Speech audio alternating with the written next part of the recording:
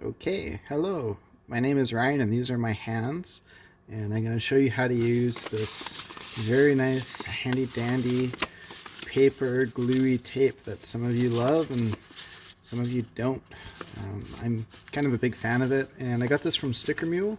This is the 100-foot roll, and it will do approximately, 100 meters, and it'll do about 100 packages for me.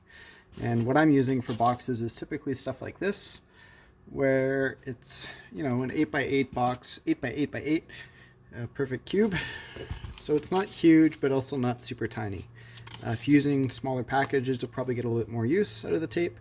And I think I paid about 45 bucks for this roll or so, don't quote me. But, to get 100 packages at about, 45 cents a package, I think that's a nice little touch for not having to buy my own custom boxes. So the first thing you have to do is measure off how much tape you're going to need. So what I do is, before I even assemble my box, I'll measure how much tape that is. So I'll take a bunch of this stuff, and then if it's a square box, an easy trick is just to fold it over top and then fold it back over itself, and that'll be the perimeter of the box.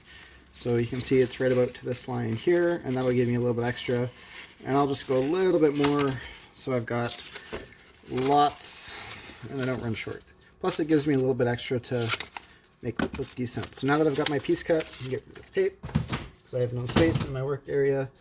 And the first thing I'll do is wet half of this out.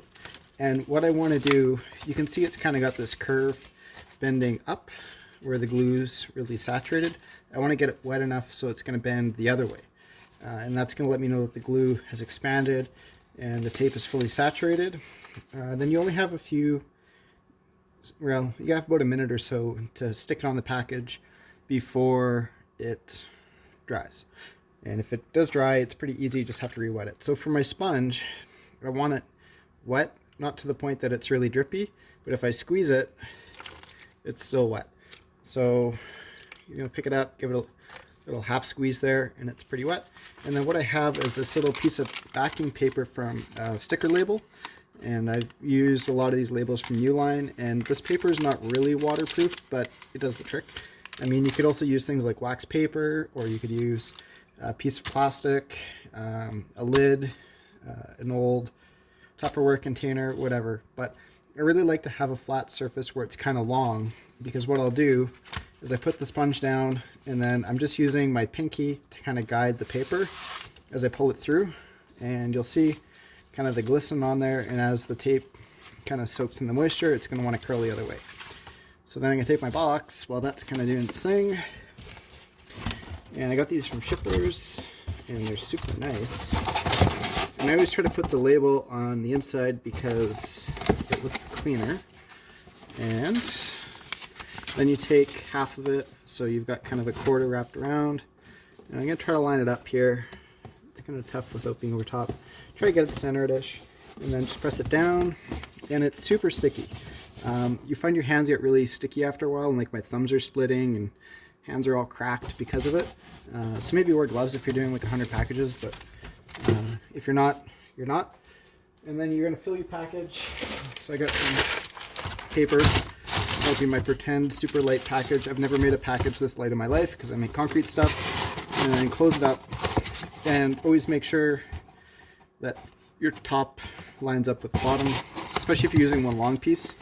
I find one long piece is easier than two short pieces, because now I've got this piece to pull against.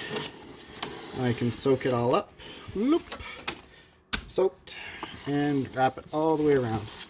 And sometimes you just have to kind of straighten it up to make it look like you know what you're doing, and sometimes you really don't, and you'll think, oh my god, I got it too wet, but you just kind of work it down and it'll stick. Pull your box tight.